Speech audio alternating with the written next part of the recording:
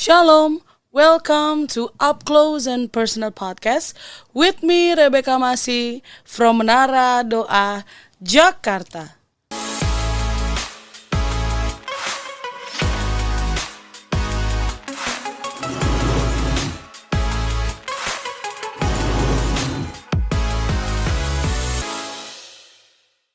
Memasuki era modern dan juga akhir zaman seperti ini, akan ada banyak sekali pengajaran-pengajaran sesat yang akan muncul di permukaan.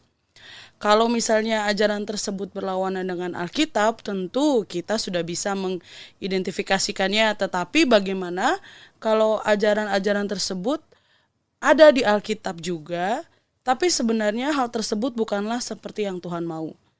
Iblis menyerongkannya sedikit demi sedikit sehingga kita nggak berasa kalau jalan kita sudah mulai serong dan keluar dari jalurnya Tuhan. Karena iblis pun bisa menyamar sebagai malaikat terang. Masih dalam pembahasan kingdom culture dan masih bersama dengan narasumber kita, Ibu Elke Wijanarko. Shalom Ibu. Shalom Beka. Shalom semuanya. Iya Bu, kita akan melanjutkan kembali pembahasan kita yang ada di dalam Matius 7 yang saat ini kita akan bahas. Itu ada di ayat 15 sampai ayat yang ke-20 ya Bu ya. Iya. Tentang hal pengajaran yang sesat. Aku bacakan ya Bu. Waspadalah terhadap nabi-nabi palsu yang datang kepadamu dengan menyamar seperti domba, tetapi sesungguhnya mereka adalah serigala yang buas. Dari buahnya lah kamu akan mengenal mereka. Dapatkah orang memetik buah anggur dari semak duri atau buah ara dari rumput duri? Demikianlah setiap pohon yang baik menghasilkan buah yang baik, sedang pohon yang tidak baik menghasilkan buah yang tidak baik. Tidak mungkin pohon yang baik itu menghasilkan buah yang tidak baik, ataupun pohon yang tidak baik itu menghasilkan buah yang baik. Dan setiap pohon yang tidak menghasilkan buah yang baik, pasti ditebang dan dibuang ke dalam api.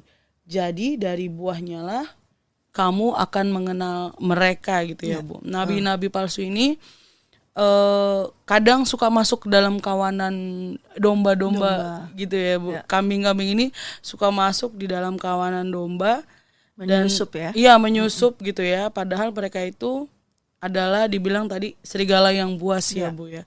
Dari buahnya lah kita akan mengenal mereka. Cuma dalam menghasilkan buah kan butuh waktu ya Bu. Nggak mungkin hari ini di seednya dikasih lalu besok langsung jadi buah semangka gitu. Nggak mungkin, ada waktu.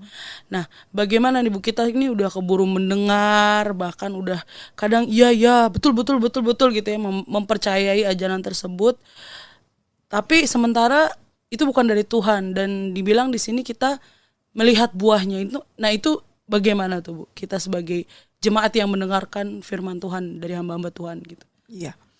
Dari para hamba-hamba Tuhan yang mungkin ya ada beberapa yaitu yang bukan dari Tuhan sendiri. Yang dikatakan di sini yang Tuhan sampaikan adalah tentang waspada bahwa ada nabi-nabi ya, memang titlenya tetap nabi tapi palsu. Artinya kalau palsu itu Beka tahu ya, kita ngeliat dari contoh kayak barang ya, asli dengan palsu. Sekelibat kalau kita ngeliat kayaknya persis asli ya. Kemudian setelah kita teliti, lihat satu-satu, baru kelihatan oh ini palsu. Nah tadi Beka katakan, seperti Beka katakan kalau buah itu kan berarti nunggu waktu lama.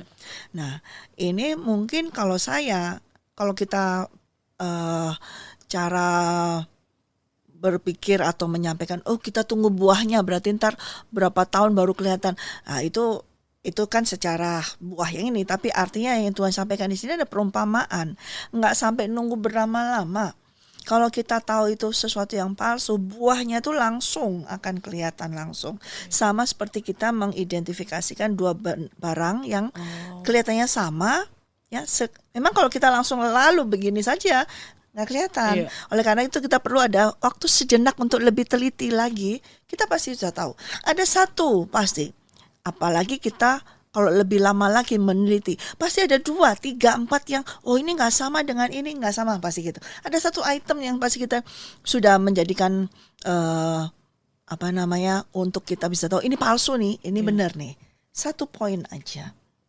Nah, ketika kita mendengar suatu pengajaran, ya, Di dalam diri kita ini kita sudah menerima Roh Kudus, percaya. Iya. Ya, kalau setiap orang sudah menerima Tuhan Yesus, mengakuinya dan menerima Dia masuk dalam hatinya, maka Roh Kudus itu ada di dalam hati kita. Iya. Nah, Roh Kudus inilah yang menghasilkan buah di dalam kita. Jadi kalau kita lihat dari pohon ilustrasi yang disampaikan Tuhan, kita kalau nunggu buah yang dihasilkan oleh orang yang menyampaikan itu, kita nggak bakalan bisa tahu, Bek. Iya, lama banget Lama soalnya. banget. Dan Iya. lagi dia berbuahnya juga belum tentu di depan mata kita. Iya. Ya kan? Nah, kalau saya belajar dari sini, saya nggak nunggu. Karena kadang-kadang ada hamba Tuhan yang datang, kemudian sudah pergi lagi, lewat Iya. lagi. Kita nggak ketemu lagi. Iya. Ya. Nah, ini firman yang disampaikan, buahnya apa dalam hati kita? Oh. Ketika kita mendengarnya, mungkin sesaat pertama kita bisa, amin. Kemudian ketika kita melewati persoalan, ketika kita melewati masalah, masihkah firman yang disampaikan itu menghasilkan buah di dalam kita? Nah, ini yang penting. Kalau orang tersebut, berarti kalau kita harus tahu buahnya yang dihasilkan mereka, kita harus mengikuti kehidupan mereka. Iya. Nah, itu untuk apa? Karena firman ini adalah benih. Iya. Ya, ketika dia menyampaikan firman, Tuhan mau sampaikan, yang disampaikan itu betul-betul benih firman Tuhan atau ilalang. Oh. Ya. Iya. Nah, hasilnya di dalam hati kita. Apa yang kita dapatkan di dalam kehidupan kita? Pertama, kesejahteraan di dalam hati kita, damai sejahtera. Karena di dalam kita ada Roh Kudus. Bila itu adalah yang ditabur benih firman Tuhan, maka Roh Kudus yang di dalam hati kita akan berseru dan mengaminkan, dan kita akan dibuka hati kita untuk supaya benih itu masuk. Walaupun firman tersebut yang disampaikan keras, Iya. sampai menusuk, tapi kalau itu firman Tuhan, Roh Kudus akan membuka kita, ya, untuk kita bisa menerimanya. Iya. Nah, itu nanti buahnya kita yang hasilkan. Kemudian kalau itu memang adalah ilalang, Roh Kudus pun di dalam hati kita yang akan memberitahukan kepada kita. Pertama, akan diberitahukan suatu konfirmasi bahwa baca ayat atau dengarkan firman lebih lagi, sehingga Tuhan berbicara lebih lagi. Dan Roh Kudus adalah tugas dari Roh Kudus juga yang menolong kita untuk sebagai pendamping kita, pengajar kita untuk menyatakan itu adalah bukan dari aku, dari Tuhan. Nah, buah yang harus kita hasilkan di sini, yang kita lihat dalam hati kita. Ya, itu yang terlebih dahulu. Maka ketika kita melihat, waspada. Jangan sampai ketika kamu mendengar firman Tuhan pun betul-betul sungguh-sungguh dari firman Tuhan, dari hamba Tuhan yang diurapi, dan itu yang ditabur adalah firman Tuhan, namun engkau menutup, ya, menutup hatimu karena mungkin terlalu keras. Karena konsep pemikiranmu kalau Tuhan tuh pasti bicaranya lemah lembut, pasti ini, pasti untuk yang ini, yang enak-enak, yang susu. Nah, ini kok keras banget, ini enggak, itu bukan aku nggak mau. Dan menutup hati kita untuk itu, maka kita nggak akan menghasilkan buahnya. Yeah. Ya. Kalau kita mau mendengar pengajaran firman Tuhan, buahnya itu adalah di dalam kita. Karena setiap orang itu sudah mengeluarkan firman berupa roh, ya, spirit, ya, apakah itu firman dari Tuhan maupun firman iblis. Iblis juga itu berupa spirit. Dan itu akan hasilnya di dalam buah dalam kehidupan kita. Nah, itu yang harus kita waspadai. Kalau kita langsung mendengar, kemudian di sini ada sesuatu Roh Kudus yang berkata, perkataannya bukan dari aku.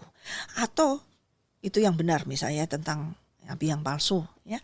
Kemudian tentang firman Tuhan yang dari Tuhan. Kayaknya kalau kita dengar, ini enggak benar, ini kayaknya enggak benar nih pikiran kita seperti itu. Tapi Roh Kudus katakan, itu firmanku. Buka hatimu, supaya firman itu bisa masuk, bisa tertanam, dan menghasilkan buah yang baik juga. Iya. Cuman ini ya Bu ya, kalau misalnya kalau yang seperti Ibu bilang itu mungkin buat apakah gitu ya, buat kalau ada kelasnya gitu ya, mungkin Kristennya tuh udah advance gitu ya Bu ya, maksudnya sudah dia bergaul dengan Roh Kudus, tapi bagaimana dengan orang-orang yang banyak juga, tidak sedikit yang aku temuin yang bahkan untuk membaca Alkitab aja tidak sempat mungkin ya, sehingga dia tidak, hanya yang penting gue datang ke gereja dengar firman udah selesai gitu. Nah, bagaimana dengan orang-orang yang seperti itu Bu? Ya. kalau memang itu adalah orang-orang yang, maaf ya, itu adalah pilihan dari Tuhan, maka Roh Kudus akan menjaga orang tersebut. Dan dia akan memberitahukan dengan caranya dia sendiri untuk berjaga-jaga, untuk waspada dengan pengajaran tersebut. Ya, walaupun mungkin yang menurut kata-kata ABK tadi nggak advance atau nggak ini, tapi dia bisa mendengar suara Roh Kudus yang jelas dan dia tetap percaya dengan apa yang Tuhan katakan. Saya percayakan hal tersebut. Makanya di sini waspada di sini, ya, yang Tuhan mau sampaikan adalah berjaga-jaga kepada kita semua. Ya, kalau kita sudah mendengar dan kita tahu bahwa dari Roh Kudus juga, ya, Roh Kudus juga yang menyampaikan bahwa ini nggak benar, kita harus segera tutup, kita harus segera lari atau kita harus segera Tuhan tolong saya, ya, seperti itu. Tapi kalau kita masih, oh ya nggak apa-apa, dengerin aja gitu, dengerin dulu nggak apa-apa gini. Nah itu kayak masuk sudah seperti itu. Begitu tahu kalau ini seperti itu kita harus segera lari. Nah kalau domba kadang-kadang seperti itu mungkin ya kadang-kadang dengan dia pikir sama-sama ya bulu-bulunya sama, dia nggak tahu putih-putih juga seperti itu. Tapi pasti ada sesuatu yang berbeda dengan suaranya atau gimana. Dia peka juga mungkin dengan suaranya ya. Nah tapi dia juga domba ini, yaitu katakan domba ini peka juga dengan suara, harusnya mendengar suara daripada gembalanya. Iya. Kalau dia gembalanya berkata jangan dengarkan, dia akan lari itu. Jadi memang gimana di sini juga butuh mendengar suara Roh Kudus untuk bergaul dengan Tuhan. Nggak hanya membaca firman Tuhan tapi bergaul. Iya. Ya, bergaul itu penting ketika suatu saat mungkin kita bacanya kita kurang misalnya seperti itu. Tapi ada Roh Kudus, ada Tuhan akan mengingatkan. Nah itu percaya dengan yang langsung diingatkan itu. Sebab kalau kita biarkan, oh enggak kali, itu perasaan saya aja kali. Oh itu enggak apa-apa, ini orang ini yang bicara ini orang terkenal loh, ini yang ini loh, seperti ini, mungkin seperti itu. Kita enggak apa-apa gini. Nah berarti kita mengizinkan. Ya, mengizinkan benih itu masuk. Nah buahnya ya di kita nanti. Iya. Hasilnya di kita. Orang itu sudah enggak ada lagi, enggak datang lagi misalnya, enggak ketemu lagi. Tapi benih itu yang dikeluarkan sudah masuk di sini. Karena kita harus jaga itu. Setiap apapun baik atau salah yang keluar dari seseorang itu bisa masuk ke dalam hati kita. Nah ini kita harus jaga. Kata waspadai, kita harus waspadai hati kita. Jaga hati kita. Jadi jangan semua ditelan mentah-mentah ya Bu? Ya kalau memang, ya kalau mentah-mentah ya enggak. Tapi pasti katakanlah bergaul dengan Tuhan, bergaul dengan Roh Kudus. Dan bertanya, apa dari setiap itu, apa yang ingin kau ajarkan kepadaku Tuhan? Apa yang ingin kau sampaikan? Nah, apakah ini betul-betul pengajaran yang harus saya pelajari? Apa Tuhan? Lebih detail lagi. Ya. Mungkin seseorang itu mungkin memang dari nabi palsu itu. Tapi ketika sikap hatimu pada saat mendengarkannya, kamu lebih mendengarkan suara Tuhan. Ajarkan aku apa? Maka kamu akan mengambil. Kalau yang tadi kan palsu, saya bilang, hanya beberapa mungkin item yang kelihatan ini, tapi ada yang persis. Itu kita harus tanya lagi, benar kak ini seperti daripadamu? Apakah dengan begitu juga kita harus jadi jemaat atau ya jemaat yang apa ya istilahnya ya Bu, pintar gitu ya supaya nggak dibodoh-bodohin gitu ya sama hamba Tuhan gitu ya, maksudnya yang tadi aku bilang kita tidak menelan mentah-mentah gitu ya. Nah, apakah seperti itu gitu ya Bu ya? Atau bagaimana? Kalau pengalaman aku gitu ya, ketika aku mendengarkan firman Tuhan, aku akan cek dulu gitu ya. Maksudnya ini benar nggak nih? Kalau misalnya pertama sih kalau ada damai sejahtera atau apa, satu tanda. Kalau buat aku pribadi ya Bu ya. Terus lalu aku akan cek di firman Tuhan ini beneran nggak sih? Terus aku akan tanya juga sama orang-orang yang mungkin aku anggap bisa ngajar atau apa gitu, ini benar nggak apa segala macam gitu. Setelah itu baru oh ya udah gitu, berarti bisa aku cerna firman Tuhan itu dan ya bisa aku hidupi. Apakah seperti itu? Jadi kita biar kita istilahnya nggak dibodoh-bodohin gitu ya, supaya kita bisa jadi jemaat yang smart juga nih gitu, nggak yang gimana-gimana gitu. Kalau saya tidak seperti PK, kalau saya lebih mendengarkan suara Roh Kudus, saya lebih bergantung kepada Tuhan Yesus, saya lebih bergantung kepada Roh Kudus karena saya memang backgroundnya adalah bukan teologi, Saya tidak pernah sekolah teologi, tapi sekali belajar sekolah langsung dengan Roh Kudus. Dan Roh Kuduslah pengajar saya langsung. Dan dia yang mengajarkan dari hal kecil sampai yang besar, sampai hari ini dia mengajarkan. Dan saya percaya kepada dia dan bergantung kepada dia. Dan saya hanya mau mendengar pengajaran yang daripada dia. Dan Roh Kudus ternyata memang bukan hanya pengajar yang tidak kelihatan, tetapi bagi saya sangat kelihatan. Ya, kelihatan jelas banget. Dan dia bisa langsung berbicara kepada saya, itu bergantung dengan kita ya, mau mendengar apa enggaknya ya. Bukan masalah saya advance atau apa, tapi mau enggak kita telinga kita itu mendengar suara Roh Kudus. Masalahnya di situ. Ya, dia sering kali berbicara kepada orang-orang, tapi orang-orang tidak mau mendengar. Masalahnya adalah kamu mau mendengar enggak suara Tuhan. Dan saya lebih taat, jadi saya enggak perlu belajar bertanya, cek and recheck, enggak, saya langsung bertanya pada Roh Kudus dan Roh Kudus kasih tahu ini pelajarannya dan saya langsung belajar. Jadi saya enggak perlu cek and recheck, tapi saya punya jalinan, punya hubungan yang betul-betul ini yang harus solid, yang harus ada dengan Tuhan. Ya, kalau kita main cek and recheck mungkin ada benarnya, tetapi itu takes time dan itu butuh waktu dan itu buang waktu bagi saya. Ya, sedangkan Tuhan ini waktunya tidak bisa berhenti. Waktu kita tidak bisa berhenti. Kalau kita pakai nunggu, oh ini begitu firman disampaikan, tunggu ya, saya cek dulu ya, saya doa dulu gini. Itu Tuhan sudah berjalan dan Tuhan akan pindah ke orang lain untuk siapa yang mau menuruti firman-Nya. Dan saya tidak mau tertinggal dari Tuhan. Oleh karena itu saya tidak mau biarkan telinga saya menjadi taat kepada firman Tuhan. Saya taati, saya dengar dan saya menghormati. Ya tentunya saya harus tahu itu hamba Tuhan siapa yang Tuhan ini. Kan kalau memang palsu Roh Kudus akan beritahukan. Kalau memang hamba Tuhan yang sudah Tuhan tetapkan, sudah Tuhan pilih untuk menyampaikan firman, saya akan dengarkan dan taati. Itu juga termasuk penghormatan saya kepada Tuhan. Kalau saya mau cek and recheck kepada lain, berarti saya tidak menghormati hamba Tuhan tersebut. Dan saya juga tidak menghormati Tuhan. Dan itu menghambat pengajaran Tuhan pada saya. Membuat saya jadi bukan smart lagi, tapi bodoh. Artinya selama-lama jadi masa bodoh. Saya tidak mau dengar dan tidak menjadi peka untuk diajar. Sedangkan Roh Kudus mau kita itu tangkas, cepat. Tangkas untuk cepat bisa tanggap dengan cepat dan bisa melakukannya. Ya. Dan harus bergantung dengan Roh Kudus, dengan firman Tuhan. Ya. Kalau kita mau cek and recheck itu dan tanya kepada orang, saran saya jangan BK. Di dalammu ada jauh lebih besar, yaitu Roh Allah, Roh Kudus. Dan hormati dia, diam di dalam ini. Mungkin kamu merasa dia tidak berbicara. Dia pasti berbicara.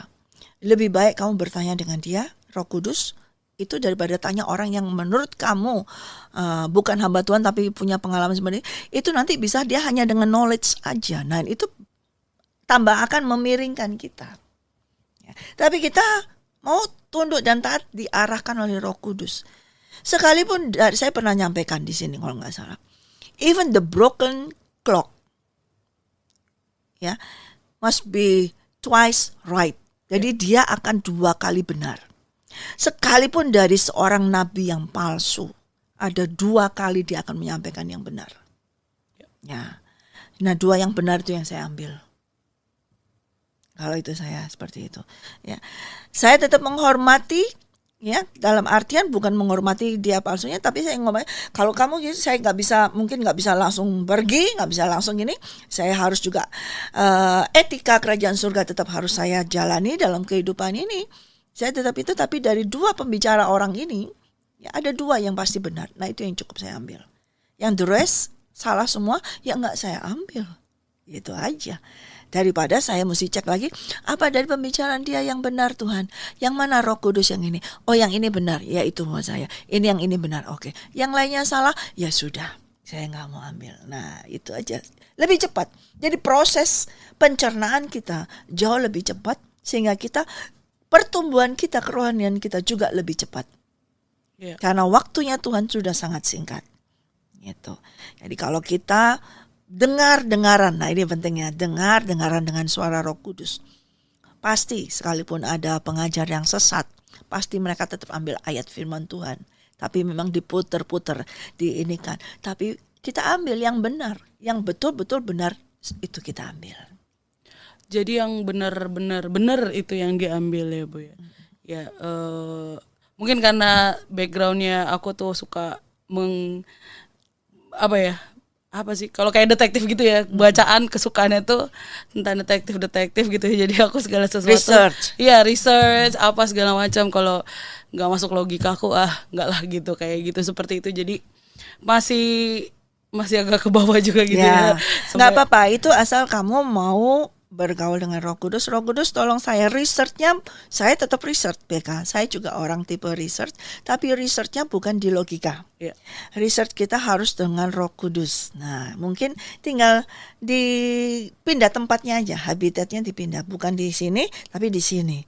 Dengan Roh Kudus kita tetap search, karena kita harus selidiki.